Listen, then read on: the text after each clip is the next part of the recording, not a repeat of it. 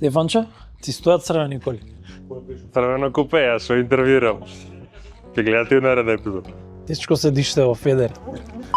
Road Machine Lovers. Јас сум Стефан. Јас сум Марко. Драго ми е Марко. Црвено купе, мој филм.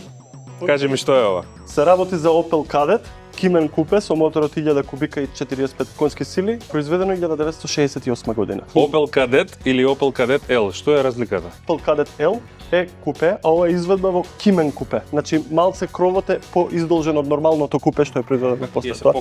И позади кровот е понизок. Јас сум како трет собственик, се уште во еднаш мислам дека во минатото бил реставриран. Наскоро треба да му следи длабока реставрација на ова возило, ама во моментов е технички исправно, од пример на моторот, кочниците, све си е во возна состојба. Се вози и редовно? Редовно се вози, возилово го возиме и на релињата што ги рели настаните што ги организира нашиот клуб.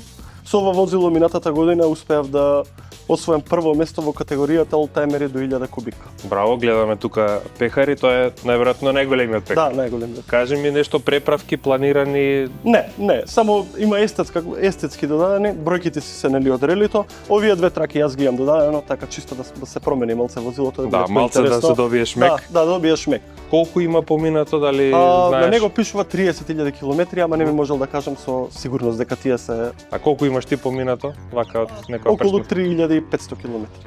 Значи негде 10% од тие. Потрошувачка на овој автомобил? Околу 10 литри. Овие автомобили во тие години се познати по тоа што биле многу економични во однос на другите возила. Сите викаат овие Opel моторчиња не трошеле многу. Околу 10 литри. Па и во денешни стандарди тоа е солидно. Солидна потрошна за бензинец мотор. За бензински мотор, да. Кажи ми за интериерот. Не, седиштата се преслечени во друга кожа, не се во оригинална состојба, мислам репарирани. Куси личи на возилото, да. Согласно годините.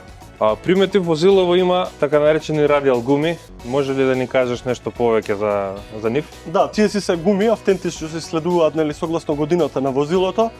Они имаат платно едно внатре и имаат внатрешна гума. Таква била технологијата во тие години, така се користеле гумите и се уште користи такви гуми. Значи автентично на периодот во секој поглед. Автентично на периодот од производство. Ќе го гледаме, се надевам, во иднина. Во иднина, да. Одлично, прекрасен автомобил. Фала ти многу. Поздрав.